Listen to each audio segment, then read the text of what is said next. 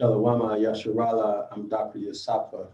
I want to show you guys a video, President Trump's most important video of his entire presidency. And it's suspicious. It looks like there's going to be martial law. I'm going to play that video for you guys so you'll be aware of it. And then I'm going to follow up this video with some other information.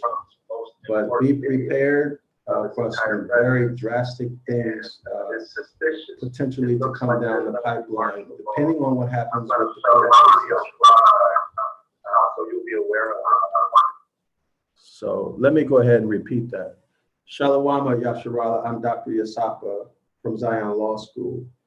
President Trump gave an extremely important speech, likely the most important speech of his entire presidency. I'm going to play that video for you guys. It looks like martial law may be called, depending on what happens with state legislatures and the courts, even up to the Supreme Court. There is precedent in US history, particularly with President Abraham Lincoln, what he did when the legislative body failed to follow law, and then when the Supreme Court failed to follow law. He arrested people, he implemented martial law. But it appears that that's what's going to happen if that in fact happens in the US. But I'm going to follow up with a video about that information. But for right now, I want to show you guys this video with President Trump giving his most important speech ever. So I'm going to do a screen share. I'm going to pull it up if I can. Where? All right, so that's not working. Very interesting. My mouse stopped working. What's going on? Well, my mouse just stopped working. Hold on, let me turn it off and turn it back on. See if we can get it to work. Okay. All right, here we go. So that was really weird. All right, let me cue this up and I'll get the video. Here we go. So sit back. This is quite a long video, about 46 minutes, but please watch it so you'll be aware of what's happening. Usually mainstream media doesn't carry this information, but this is Trump himself speaking, not someone else. So here we go.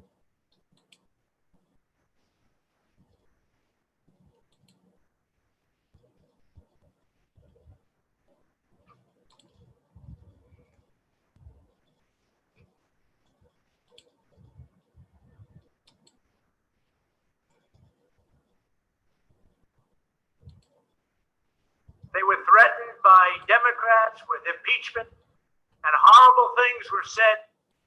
Thể hiện phong cách riêng và đẳng cấp khác biệt bởi chiếc ví da bò khắc tên của bạn. Thay vì chọn một chiếc ví có logo của thương hiệu nào đó thì này. About them and their good.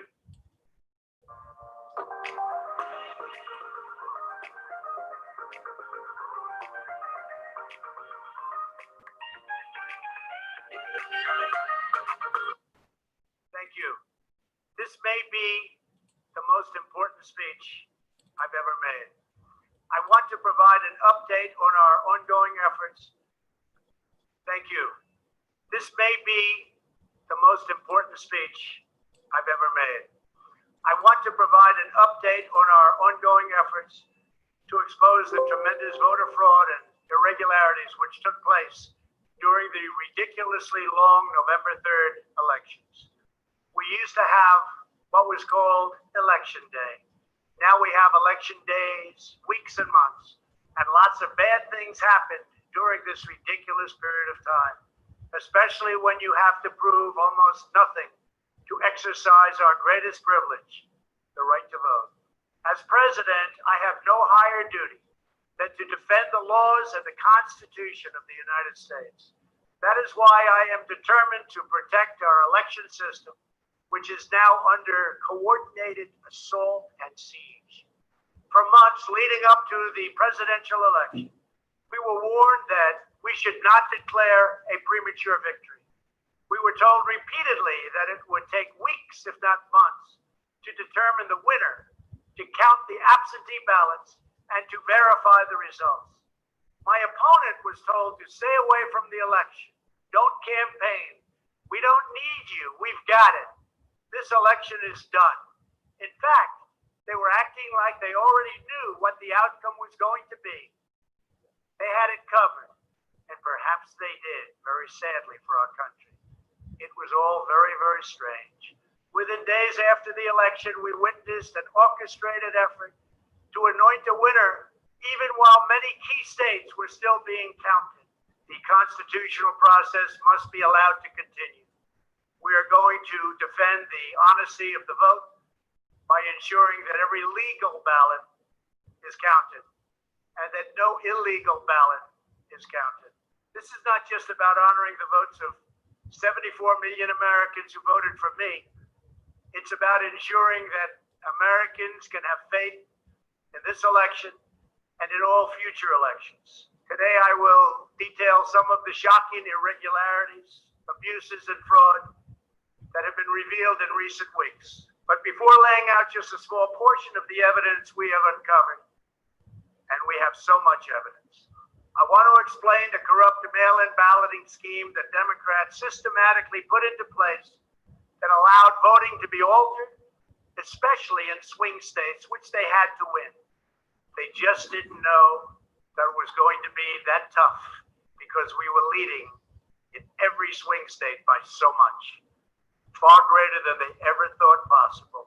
While it has long been understood that the Democrat political machine engages in voter fraud from Detroit to Philadelphia to Milwaukee, Atlanta, so many other places. What changed this year was the Democrat Party's relentless push to print and mail out tens of millions of ballots sent to unknown recipients with virtually no safeguards of any kind. This allowed fraud and abuse to occur on a scale never seen before. Using the pandemic as a pretext, Democrat politicians and judges drastically changed election procedures just months and in some cases weeks before the election on the 3rd of November. Very rarely were legislatures involved, and constitutionally they had to be involved. But very, very rarely, and you'll see that as we continue to file our suits, it's constitutionally absolutely incorrect what took place, even from a legal standpoint. Many states, such as Nevada and California, sent millions of live ballots to every person on their voter rolls, whether those individuals had requested ballots or not, whether they were dead or alive. They got ballots. Other states, such as Minnesota, Michigan, and Wisconsin, instituted universal absentee balloting right in the middle of an election year, sending absentee ballot request forms to all voters on all rolls. It didn't matter who they were. This colossal expansion of mail-in voting opened the floodgates to massive fraud. It's a widely known fact that the voting rolls are packed with people who are not lawfully eligible to vote, including those who are deceased, have moved out of their state, and even are non-citizens of our country. Beyond this, the records are riddled with errors, wrong addresses, duplicate entries, and many other issues. This is not disputed. It has never been disputed. Dozens of counties in the key swing states have more registered voters on the rolls than they have voting age citizens, including 67 counties in Michigan. All of this is evidence. In Wisconsin, the state's Board of Elections could not confirm the residency of more than 100,000 people, but repeatedly refused to remove those names from its voter rolls before the election. They knew why, nobody else did. I knew why. They're illegal voters. It is a travesty that in the year 2020, we do not have any means of verifying the eligibility of those who cast ballots in an election, and such an important election it is, or determining who they are, whether they live in the state, or whether they are even American citizens. We have no idea. We have in all swing states major infractions or outright fraud, which is far more in numbers or votes than we need to overturn the results of a state. In other words, in Wisconsin, as an example, where we were way up on election night, they ultimately had us miraculously losing by 20,000 votes. And I can show you right here that Wisconsin, we're leading by a lot. And then at 3:42 in the morning, there was this. It was a massive dump of votes. Mostly Biden, almost all Biden. And to this day, everyone's trying to figure out, where did it come from? But I went from leading by a lot to losing by a little. And that's right here. That's at 3:42 in the morning. That's Wisconsin. A terrible thing. Terrible, terrible thing. But we will have far more, many times more, than the 20,000 votes needed to overturn the state. If we are right about the fraud, Joe Biden can't be president. We're talking about hundreds of thousands of votes. We're talking about numbers like nobody has ever seen before. Just as an example, in certain states, we'll be down by, let's say, 7,000 votes. But we'll find later on 20,000, 50,000, 100,000, 200,000 discrepancies or fraudulent votes. And that includes votes that went through when they were not allowed to be seen by Republican poll watchers because the poll watchers were locked out of the building. Or people that innocently came to vote on November 3rd, who were all excited about their vote. They were happy. They were proud to be citizens of the United States of America. And they went up and they said, I'd like to vote. And they were told that they can't vote. I'm sorry, they were told. I'm sorry.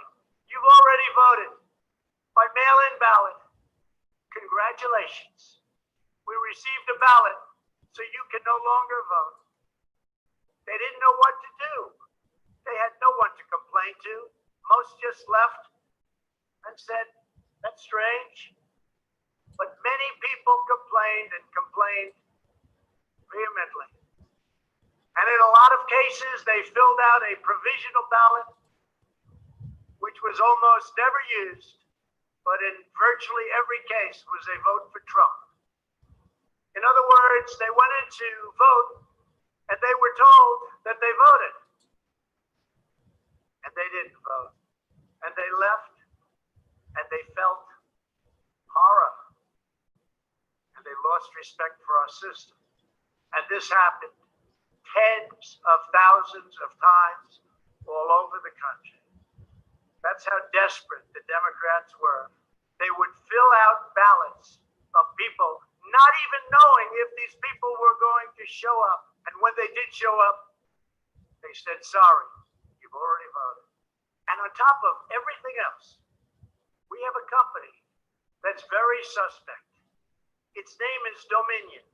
With the turn of a dial or the change of a chip, you can press a button for Trump and the vote goes to Biden. What kind of a system is this? We have to go to paper. Maybe it takes longer, but the only secure system is paper.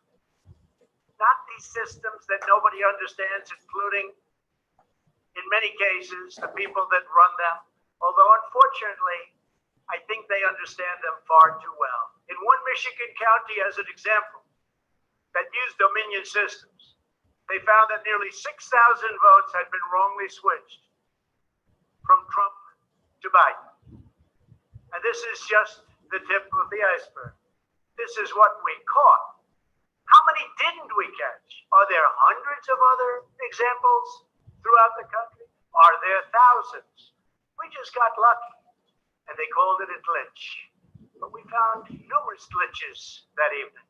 96% of the company's political donations went to Democrats, not surprisingly. And frankly, when you look at who's running the company, who's in charge, who owns it, which we don't know, where are the votes counted, which we think are counted in foreign countries, not in the United States, Dominion is a disaster. Election authorities in Texas have repeatedly blocked the deployment of Dominion systems due to concerns about security vulnerabilities and the potential for errors and outright fraud. Every district that uses Dominion systems must be carefully monitored and carefully investigated, but not only for the future. Right now, we're worried about the present and what went on with an election that we won without question. Under my lead, the Republicans won almost every state house in the United States, which they weren't expected to do. We won up to 16 seats in the House. The numbers are still being tabulated because there are 9 seats that nobody really knows. They don't know. They're still, 2 weeks later, still under consideration because it's a mess. Republicans were supposed to lose many seats, and instead they won those seats in the House. And a very important election that's coming up will determine whether or not we hold the Senate. David Perdue and Kelly Loeffler are 2 tremendous people. Unfortunately, in Georgia, they're using the same horrible Dominion system. And it's already been out that hundreds of thousands, think of it, hundreds of thousands of absentee ballots have been requested. You check it out, who's requesting those ballots. The difference is it's one state and we will have our eyes on it like nobody's ever watched anything before because we have to win those 2 Senate seats. The tremendous success we had in the House of Representatives and the tremendous success we've had so far in the Senate, unexpected success all over the country and right here in Washington. It is statistically impossible that the person, me, that led the charge lost. The greatest pollsters, the real pollsters, not the ones that had us down 17 points in Wisconsin when we actually won, or the ones that had us down 4 or 5 points in Florida and we won by many points, or had us even and down in Texas and we won by a lot. Not those pollsters, but real pollsters, pollsters that are fair and honest, said we can't understand a thing like this. It's never happened before. You led the country to victory, and you were the only one that was lost. It's not possible. The Speaker of the House of a certain state said, "Sir, I expected to lose my seat. And instead, because of you, and because of that incredible charge and all of those rallies, we had a tremendous victory. And everybody knows it. You were much more popular than me, sir, except I got many more votes than you did. And it's impossible that that happened. There is something wrong. I'll tell you what's wrong. Voter fraud. Here's an example. This is Michigan. At 6:31 in the morning, a vote dump of 149,772 votes came in unexpectedly. We were winning by a lot. That batch was received in horror. Nobody knows anything about it. By the way, there's your line. This is one of many. Here's what is normal. And all of a sudden, look at that. This is normal. Normal. Look, even here. Normal. And then boom, all of a sudden, I go from winning by a lot to losing a tight race. It's corrupt. Detroit is corrupt. I have a lot of friends in Detroit. They know it. But Detroit is totally corrupt. Look at this. Look at this. That's at 6:31 in the morning. Unexpectedly came in. In the recent recount in Georgia, which means nothing because they don't want to check signatures. And if you're not going to check signatures in Georgia, it doesn't work. But we have a Secretary of State and a governor who made it very difficult to check signatures. Why? You'll have to ask them. But without a signature match or check, it doesn't matter. They found thousands and thousands of votes that were out of whack, all against me. This was during a recount that I didn't even think mattered. They found many thousands of votes, and that recount didn't matter. The one that matters is the one that's going on now. That because of the fact it's so close, they had to, by law, give another recount. But the recount has to be a recount where they check the signatures. Otherwise, they're just checking the same dishonest thing. It won't matter. In this case, the signatures on envelopes are the only thing that is relevant. We will compare the signature on the envelope to the signatures from past elections, and we will find that many thousands of people signed these ballots illegally. The Democrats had this election rigged right from the beginning. They used the pandemic, sometimes referred to as the China virus, where it originated, as an excuse to mail out tens of millions of ballots, which ultimately led to a big part of the fraud, a fraud that the whole world is watching. And there is no one happier right now than China. Many people received 2, 3, and 4 ballots. They were sent to dead people by the thousands. In fact, dead people, and we have many examples, filled out ballots, made applications, and then voted, which is even worse. In other words, dead people went through a process. Some have been dead for 25 years. Millions of votes were cast illegally in the swing states alone. And if that's the case, the results of the individual swing states must be overturned and overturned immediately. Some people say that's too far out. That's too harsh. Well, does that mean we take a president and we've just elected a president where the votes were fraudulent? No, it means you have to turn over the election. And everybody knows, without going much further, and they've seen the evidence, but they don't want to talk about it, what a disaster this election was. A total catastrophe. But we're going to show it, and hopefully the courts in particular, the Supreme Court of the United States will see it, and respectfully, hopefully they will do what's right for our country. Because our country cannot live with this kind of an election. We could say, let's go on to the next one. But no, we have to look also at our past. We can't let this happen. Maybe you'll have a revote, but I don't think that's appropriate. When those votes are corrupt, when they're irregular, when they get caught, they're terminated. And I very easily win. In all states, I very easily win these swing states. Just like I won them at 10 o'clock in the evening of the election. So we're not looking to show you 25 faulty or fraudulent votes, which don't mean anything because it doesn't overturn the state, or 50 or 100. We're showing you hundreds of thousands, far more than we need, far more than the margin, far more than the law requires. We can show many times what is necessary to win the state. The media knows this, but they don't want to report it. In fact, they outright refuse to even cover it because they know the result if they do. Even what I'm saying now will be demeaned and disparaged, but that's okay.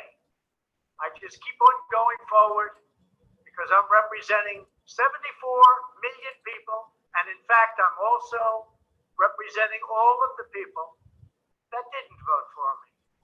The mail-in voting scam is the latest part of their 4-year effort to overturn the results of the 2016 election.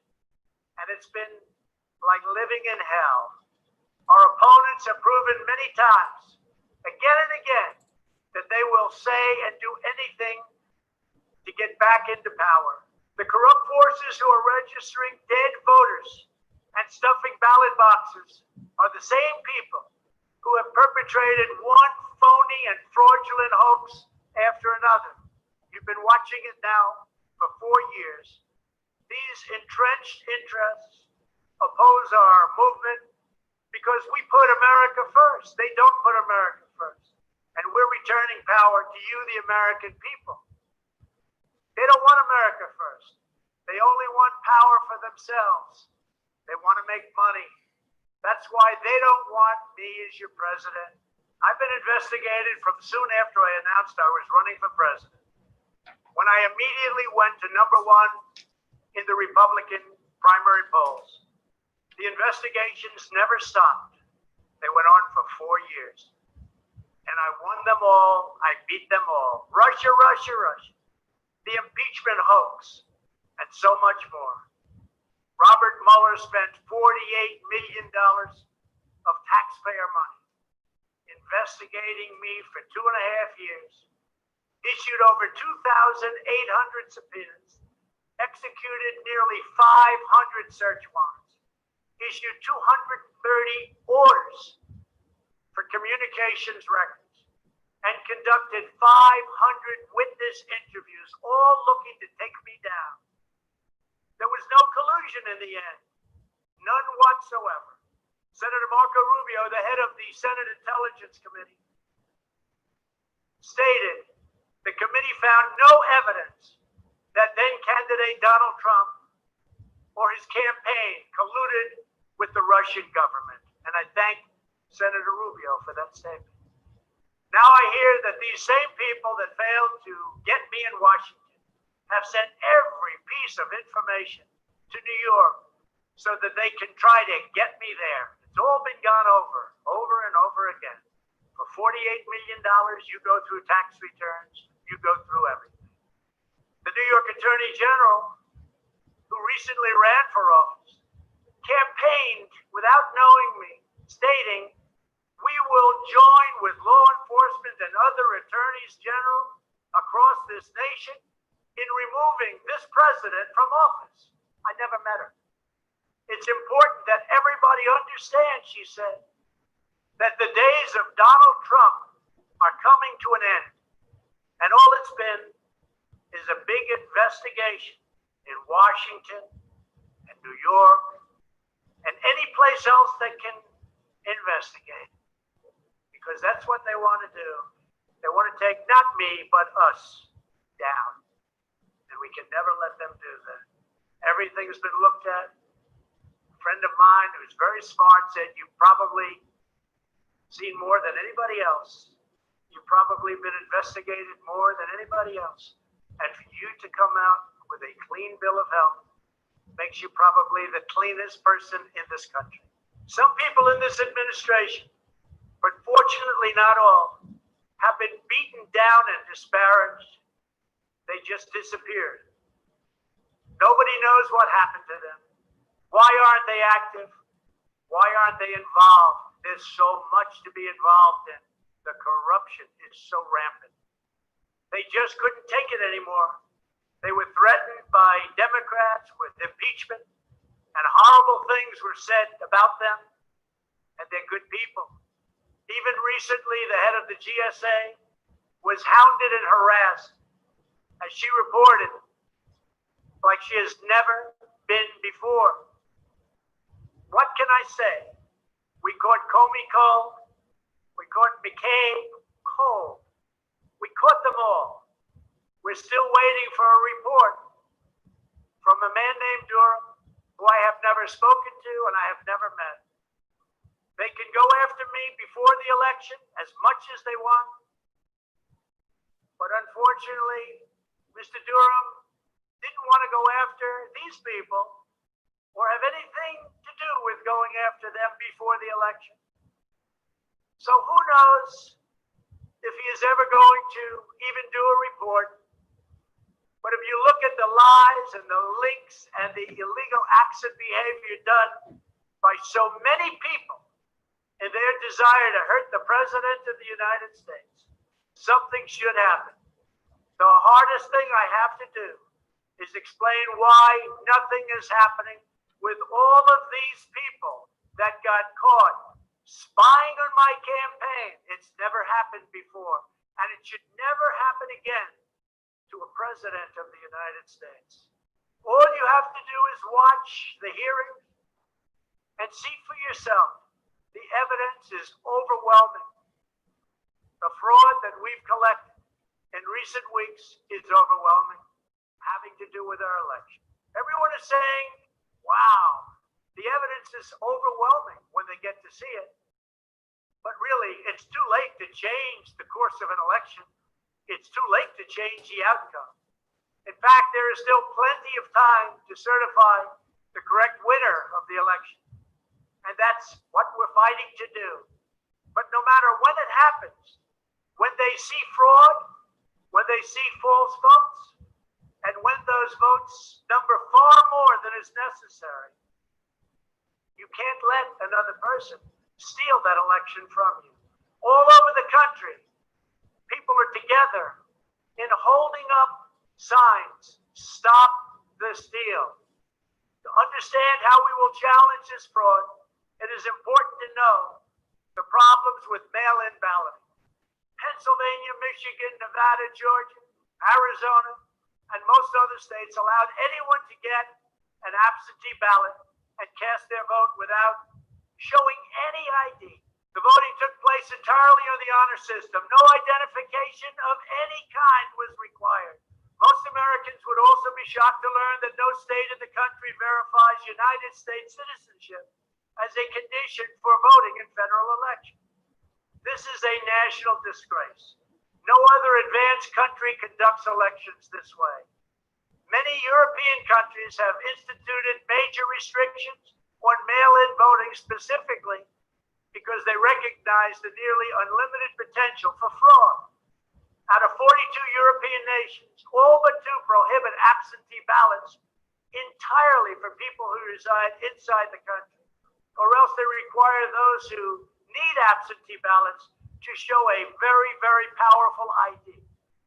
Throughout the Democrat effort to dramatically expand mail-in voting, the Democrat Party leaders were also feverishly working to block measures designed to protect against fraud, such as signature verification, residency verification, or voter ID, and citizenship confirmation was almost unthought of that we should ask for it.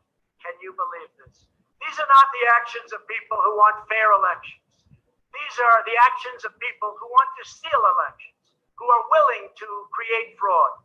The only conceivable reason why you would block common sense measures to verify legal eligibility for voting is you are trying to encourage, enable, solicit, or carry out fraud. It is important for Americans to understand that these destructive changes to our election laws were not a necessary response to the pandemic.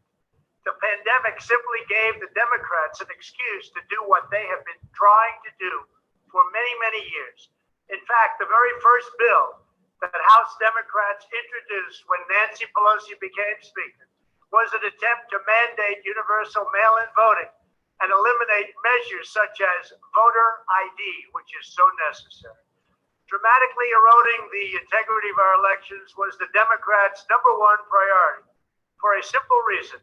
They wanted to steal the 2020 presidential election. All of the Democrat efforts to expand mail-in balloting laid the groundwork for the systematic and pervasive fraud that occurred in this election. In Pennsylvania, large amounts of mail-in and absentee ballots were processed illegally and in secret in Philadelphia and Allegheny counties without our observers present. They were not allowed to be present. In fact, they weren't even allowed in the same room They were thrown out of the building, and they looked from outside in, but they had no way of even seeing because there were no windows, and the windows that were there were boarded up. Democrats even went to the Pennsylvania Supreme Court to block observers from receiving access. There is only one possible reason that the corrupt Democrat political machine would oppose transparency during the vote counting.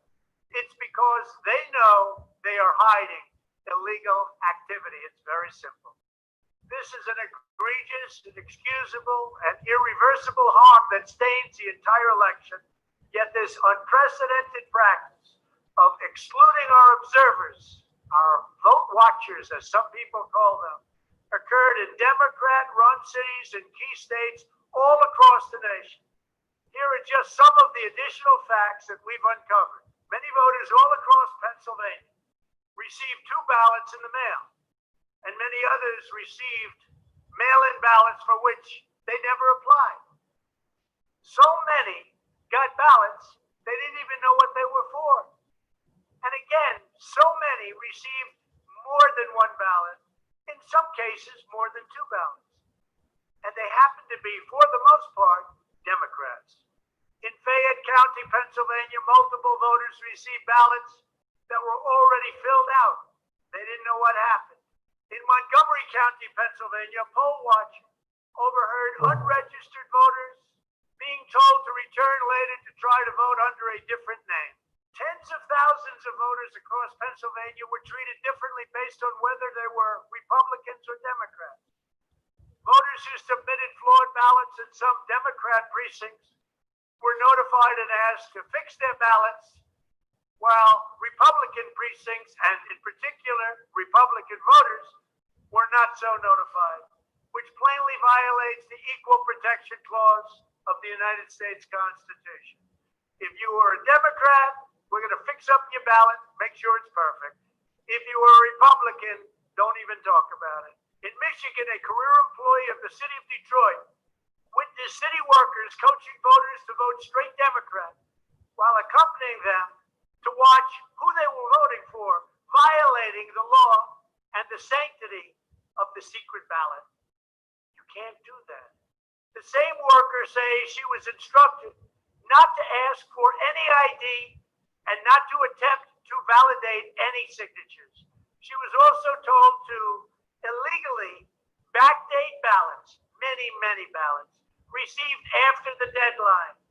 This is something that is so unconstitutional. And she estimates that thousands and thousands of ballots were improperly backdated by her and many others. Other witnesses in Detroit also saw election officials counting batches of the same ballots many times, as well as illegally duplicating ballots.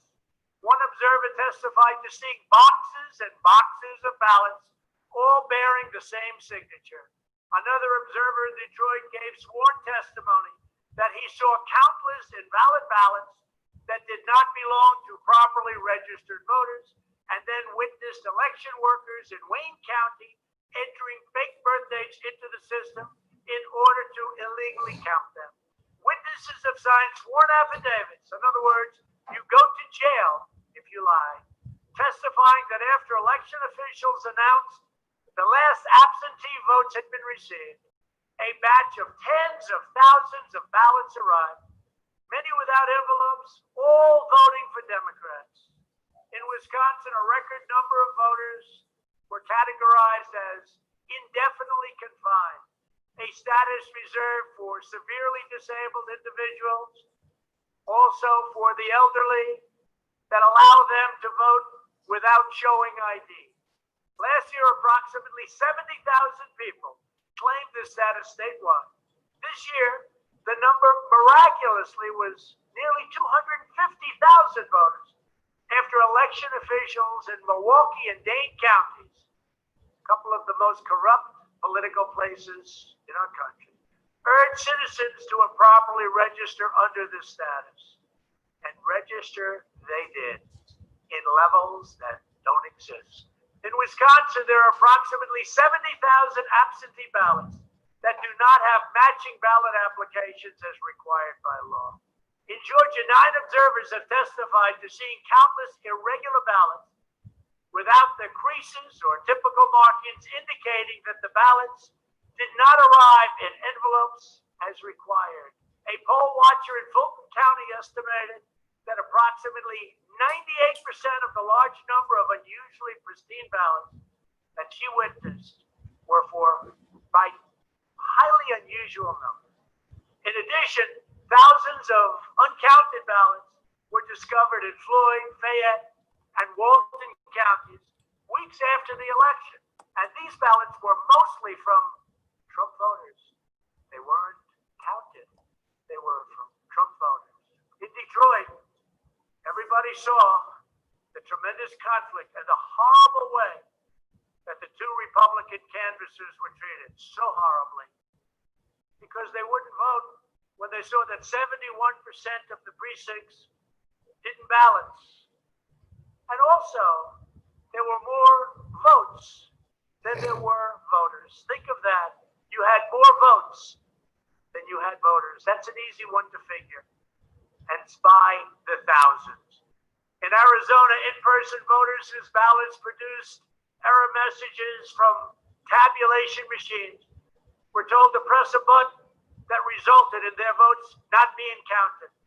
Also in Arizona, the Attorney General announced that mail-in ballots had been stolen from mailboxes and hidden under a rock. In Clark County, Nevada, where most of the state's voters reside, the standards for matching a signature using the signature verification machine were intentionally lowered to allow large numbers of ballots to be counted that otherwise would never have passed muster. This machine was set at the lowest level. According to one report, in order to test the process, 9 voters in Clark County cast ballots with intentionally incorrect signatures, and 8 of the 9 ballots were accepted and counted. They said you could sign your name as Santa Claus, and it would be accepted. Last week, the Clark County Commission threw out the results of a local election after the registrar reported finding, quote, discrepancies that we can't explain. Also in Nevada, some voters were entered into a raffle for more than a dozen gift cards worth as much as $250 if they could prove they had voted.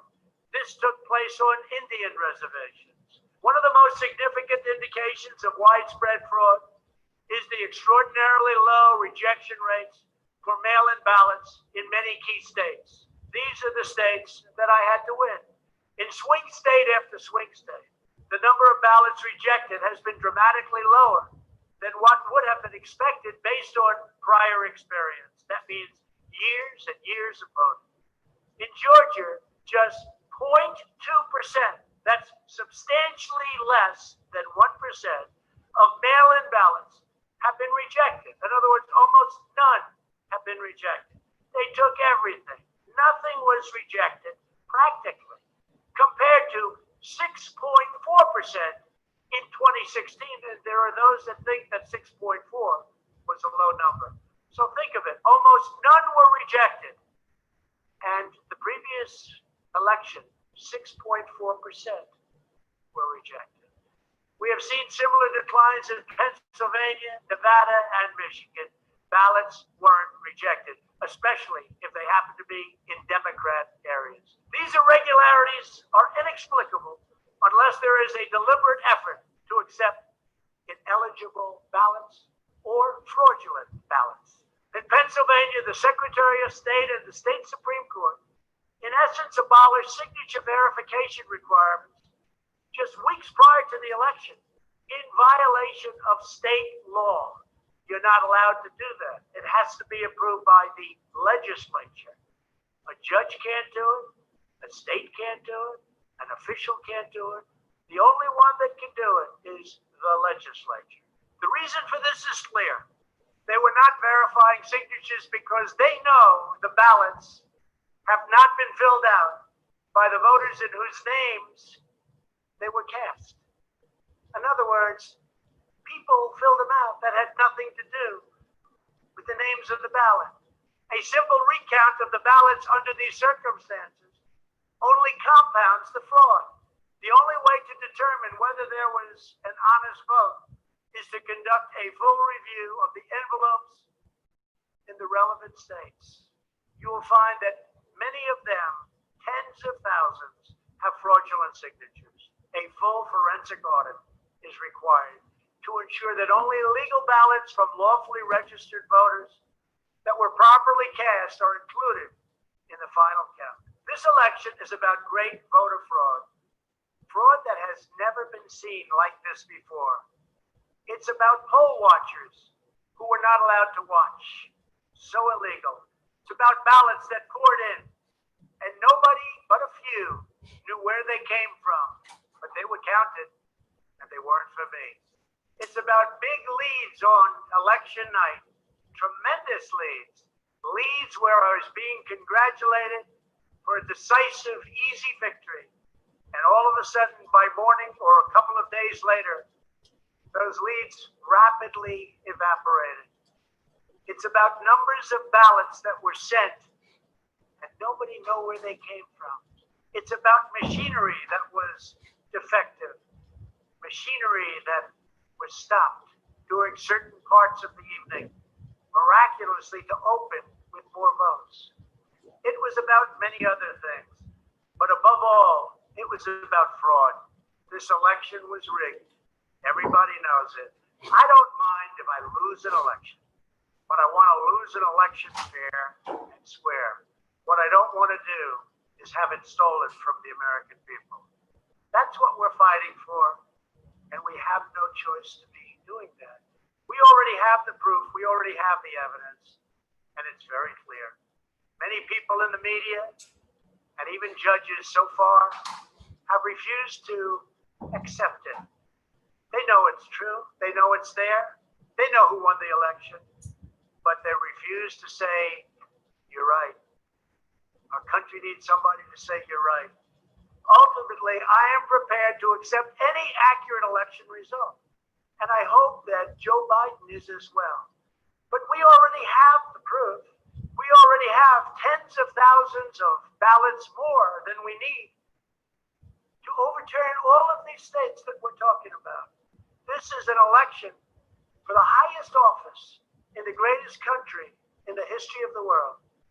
Every reasonable American should be able to agree, based on what we have already documented, that we need a systematic analysis of the mail-in ballots to review the envelopes. It's about the signature. And if they're on the envelopes, we can only review the envelopes, and that will tell us everything. This is the absolute minimum we should expect. This is not just about my campaign, although it has a lot to do with who's going to be your next president. This is about restoring faith and confidence in American elections. This is about our democracy and the sacred rights that generations of Americans have fought, bled, and died to secure. Nothing is more urgent or more important. The only ballots that should count in this election are those cast by eligible voters who are citizens of our country, residents of the states in which they voted, and who cast their ballots in a lawful manner before the legal deadline. Moreover, we must never again have an election in which there is not a reliable and transparent system to verify the eligibility, identity, and residency of every single person who casts a ballot, a very, very cherished ballot. Many very smart people have congratulated me on all we've done. The biggest tax cuts in history, regulation cuts, the biggest in history. We rebuilt our military. We took care of our vets like never before. Space Force, and so much more. But then they went on to say, as big and as important as these events were, the single greatest achievement in your presidency will be exactly what you're doing right now. Voter integrity for our nation. It's more important than any of the things that we discussed. If we don't root out the fraud, the tremendous and horrible fraud that's taken place in our 2020 election, we don't have a country anymore. So with the resolve and support of the American people, we will restore honesty and integrity to our elections. And we will restore trust in our system of government. Thank you. God bless you, and God bless America. Okay, everybody. So this was an extremely important speech. I'm gonna load up another video. It's about 15 minutes, okay? It goes into more detail about what's happening. So give me 1 second. I just gotta load that up. Give me 1 moment, please.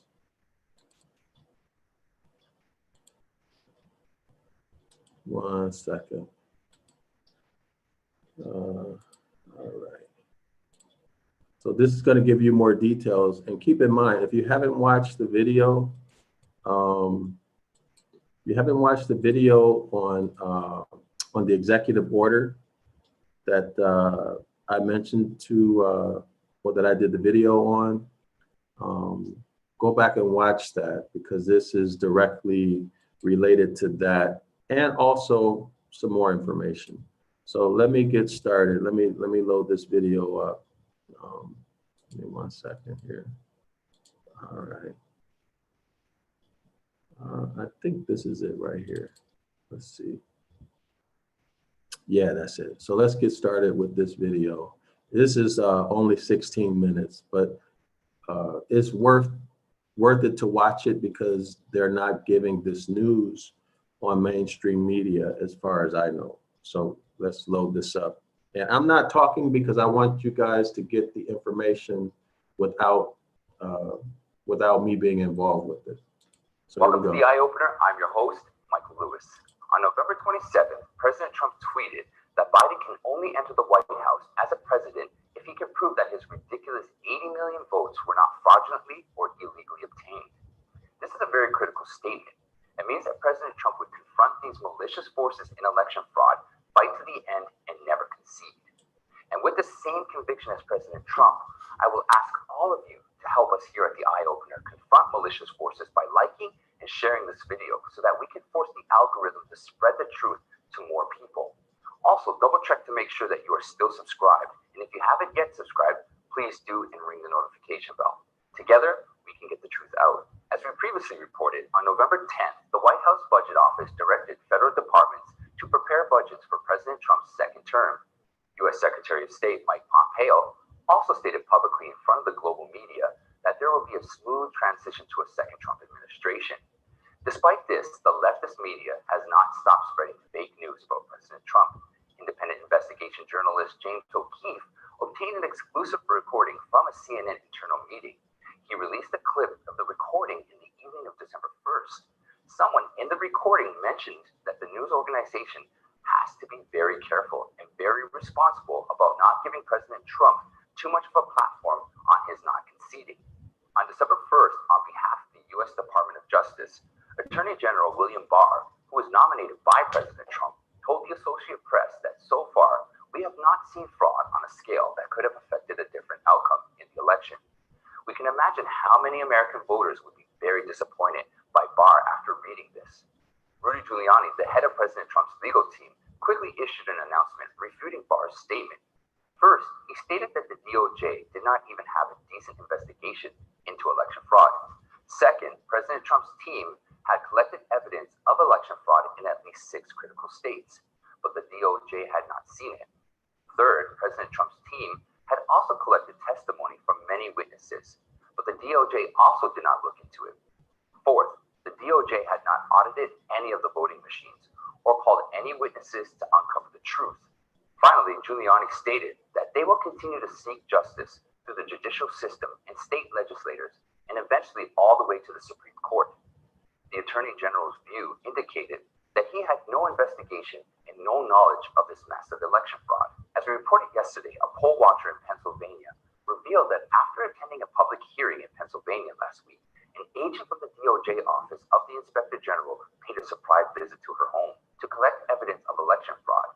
But the background of the investigation and the agent's motives are unclear. Most importantly, there have been no significant action by the DOJ to investigate election fraud. Thus, Giuliani's statement is a true reflection of the current situation of the DOJ. No wonder Attorney Powell mentioned in her November 30th interview that the FBI and the entire DOJ needed needed to be sanitized. In the Pennsylvania legislature, 26 Pennsylvania Republican representatives and 8 Pennsylvania state senators had introduced a resolution after last week's Pennsylvania public hearing, calling for Pennsylvania to decertify the results of the election and for the Pennsylvania General Assembly to select the electors instead. But according to the latest news, the Pennsylvania General Assembly was scheduled to adjourn on December 1st and will not likely reconvene until January of next year. If all goes according to plan, the Electoral College vote will be completed by then. But Republican leaders in the Pennsylvania House of Representatives refused to extend the session and insisted on adjourning on December 1st. While a resolution usually requires 3 days of discussion before it can be voted on, the resolution mentioned above would not move forward in the Pennsylvania House for the time being. In fact, the leaders of Pennsylvania House and Senate are all Republicans. They published an article back in October saying that the state General Assembly would not intervene in the selection of presidential electors or determine the outcome of the presidential election. At that time, the election had not yet taken place. From this, we can see what kind of swamp President Trump is facing now. In addition to the Democrats, there are foreign influences. Even Attorney General Barr and the Republican leaders of the Pennsylvania legislature are all on the side of the swamp and not on the side of justice. So if the American judicial system and state legislators are so corrupted and they cannot even uphold justice, does President Trump have any other ways? The answer is yes.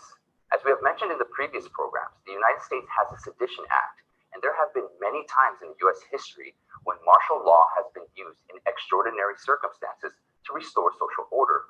According to the Brennan Center's statistics in August of this year, there has been at least 68 times in U.S. history when martial law was imposed for a variety of reasons, including foreign war, civil war, rebellion, riots, and natural disasters.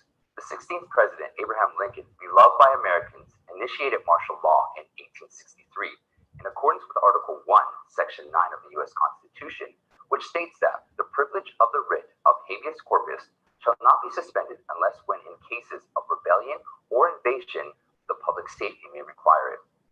In Maryland, Lincoln arrested thousands of people suspected of Southern sympathies and imprisoned them without trial in military prisons, some sentences for years. He even ordered the arrest of a member of the Ohio House of Representatives for alleged sabotage. At that time, the Chief Justice of the United States intervened and obstructed Lincoln, saying that Lincoln had violated habeas corpus, and Lincoln issued an arrest warrant for the Chief Justice. In a series of events, Lincoln's unconventional use of martial law brought the United States out of dangerous situations of imminent disintegration and maintained the stability and security of the United States. We the People's Convention, a right-wing organization in Ohio, issued a statement on December 1st and published a full-page ad in the Washington Times to appeal to President Trump, saying that if the U.S. legislature, courts, and even Congress do not follow the Constitution, then President Trump should issue a limited martial law and hold a new election to uphold election fairness. In the statement issued, the head of We the People said that the socialist left, which wanted to destroy the United States from 2008 to 2016, when former President Barack Obama was in power, is now openly engaged in a 4-year planned coup d'etat in an attempt to remove the illegally elected president of the United States. The statement also mentions that if elections are not guaranteed to be fair, the United States will cease to exist, and the martial law is better than civil war. Attorney Lynn Wood also tweeted a statement from We the People's Convention with the comment that the United States is headed for civil war, that this is a situation created by the third-party bad actors that want to take away the freedom of Americans, that the CCP is the main instigator behind this, and that the real enemy of the United States is the CCP, which has been infiltrating America for the last 20 years, from the local level to state and federal level. To top it all off, the CCP is now using the Dominion voting system to manipulate U.S. elections. Linwood said that he agrees with this statement, calls for the president to impose martial law and hold a new election. After Lincoln initiated martial law, he arrested many people in order to protect national security and even put them in military prisons without a trial. If Trump does initiate martial law and conducts a new election, it is possible that he will follow Lincoln's example and clean up the swamp formed by the leftist forces in the U.S., including former and current government officials, leftist media executives who spread fake news, and tycoons corporate leaders, and CEOs of tech giants who participated in election fraud and attempted to subvert the legitimate election of the president, as well as the far-left organizations such as Antifa and BLM that disrupt the American society. Section 2384 of Title 18, Chapter 115 of the U.S. Code provides the penalty for seditious conspiracy. If two or more persons conspire to overthrow, put down, or to destroy by force the government of the United States, they will each be fined under or imprisoned for no more than 20 years or both. Section 2385 also states that a fine of imprisonment for not more than 20 years or both for any person suspected of willfully and intentionally encouraging, abetting, or advising the overthrow or destruction of the government and subordinate authorities of the United States or any related territory. A Twitter user listed in 2019 the people she thought were involved in the above crimes, including former CIA Director John Brennan, former President Barack Obama, Democratic House Speaker Nancy Pelosi, billionaire George Soros, Facebook CEO, and dozens of others. But in fact, there may be much more than that. So, would Trump impose martial law? In a recent tweet, Trump suggested that the governor of Georgia should initiate a state of emergency to combat election fraud. Also, Trump's newly appointed Secretary of Defense, Chris Miller, is reportedly very supportive of Trump, and upon taking office, requested that the U.S. Special Forces, which have authority to operate within the United States, report directly to him. We also began our program today with a tweet from Trump, in which he said that the only way Biden could get into the White House was to prove that the votes were legitimate. Now, that's a very strong statement. These are all signs that martial law will indeed be an option for President Trump to consider. And now more people, even some Republicans, have become suspicious in the widespread election fraud. For example, the Republican leader of Pennsylvania legislature, the Republican governor of Georgia, and the Secretary of State, and many others. In addition, as Attorney Linwood said, there was foreign involvement in the election, and the Chinese Communist Party was repeatedly mentioned as the most important foreign player in the fraud. Recently, a live recording of a conversation between two men from a factory in Guangdong, China, that prints counterfeit U.S. ballots has been circulating on the internet. One of the men and a factory owner with a Cantonese accent talked in Mandarin about how to forge an American ballot. The quantity is not an issue. As long as you have the money, the quantity is not a problem. The ink and printing is different than normal. The printing isn't the same, is it? Yeah, if you look closely, the printing of the ballot is different. That doesn't matter. I would do it by looking at the pictures. What about the logistics? Because we are going to order in bulk. Large amount, logistics. Normally it would take days. Can you arrange an international courier service? Let me see. It seems that international shipping is also through logistics. How much do you charge for each ballot? I will ask someone to transfer the money to you. It's the same as last time. Okay. Fine. Please send me the QR code again. Oh, I still owe you a little. Okay, no worries. During the conversation, the client asked the Guangdong boss to send the printed counterfeit ballots to Zhuhai City and then send them in batches to Canada and Mexico in the name of medical supplies, personal mail, etc., rather than directly to the United States.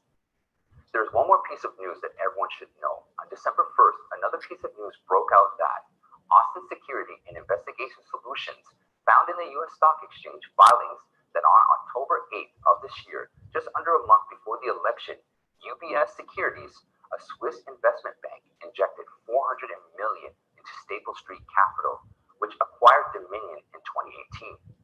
The problem is that UBS, which is up to 75% owned by 5 Chinese companies, is considered a middleman for the Chinese government. In other words, UBS Securities, which injected $400 million into Dominion's parent company a month before the election, is practically owned by the Chinese government. This was also retweeted by Attorney Linwood on December 1st.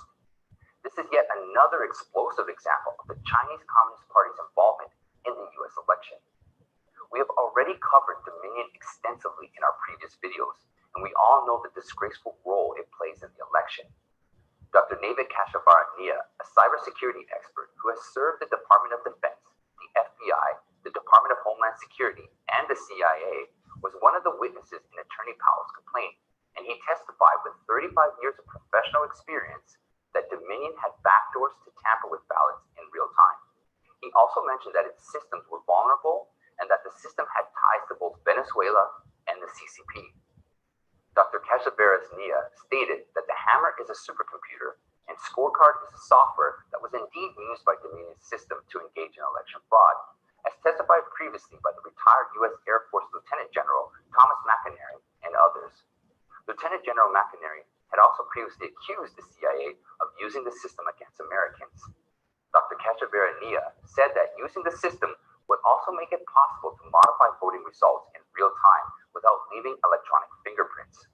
On December 1st, the state of Michigan held a public hearing to testify against the fraudulent activities of the TCF Center in Detroit. At the hearing, a Dominion-trained contractor bravely came forward to expose the fraud and said she witnessed some ballots being double counted 8 to 10 times. When it comes to these public hearings, they are very important and of a great concern to the American people. However, the leftist media did not cover these hearings, and instead, the NTD News and a handful of other conservative medias in the United States live broadcasted the entire hearing.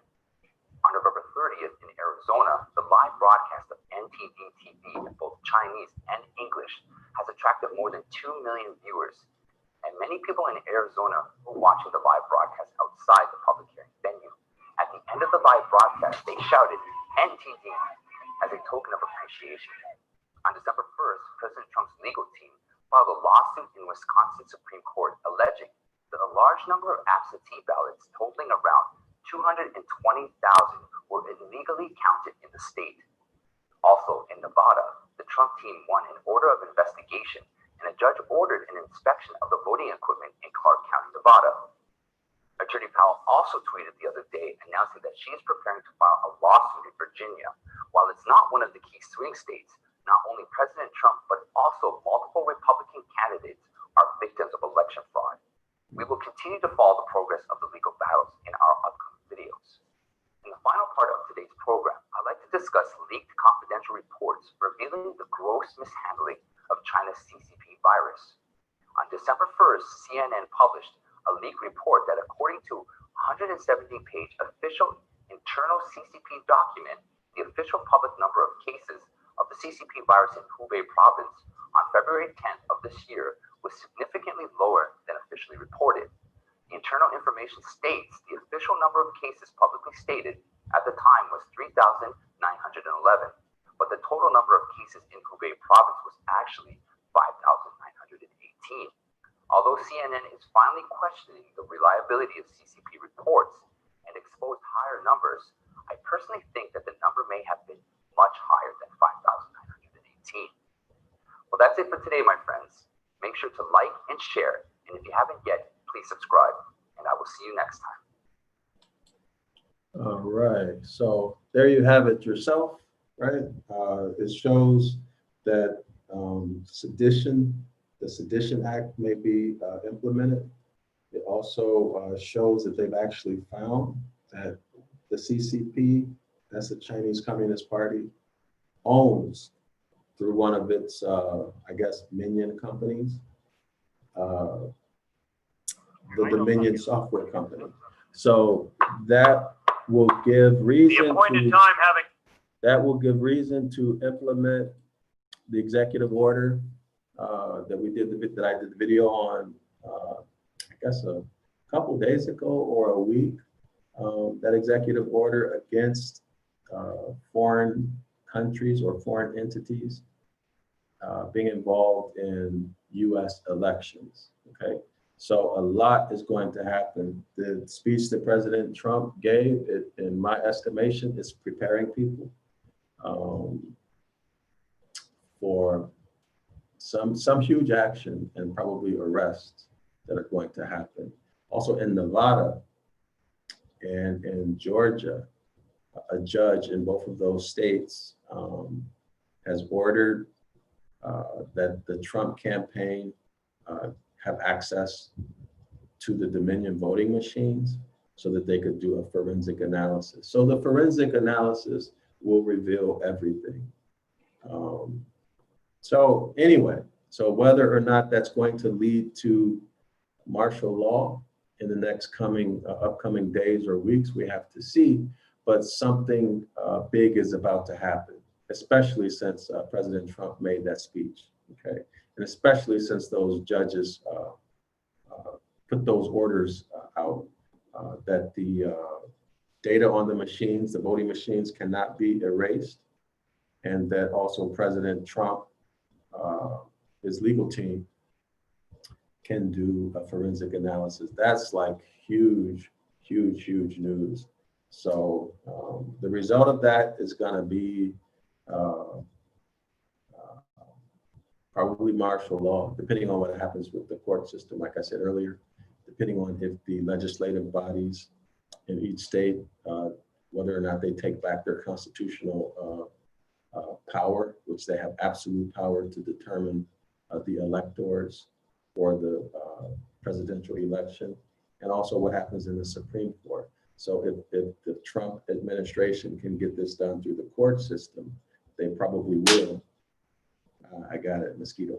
They probably will. But there's also, I'm going to do another video on a rumor report, because there's already a rumor about certain arrests that have been made of big time people, which is going to be interesting, right? I'll do that video today.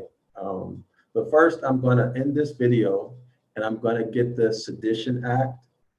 I think it was 18 U.S. 2384, something like that. But I'm going to find it and get it, and I'm going to read that. Okay, so we'll have the Sedition Act on this YouTube channel, in addition to the executive order against foreign intervention in U.S. elections. So if you pay attention to these things, subscribe to the channels whose videos that I show, so that we're not freeloading off of them, please.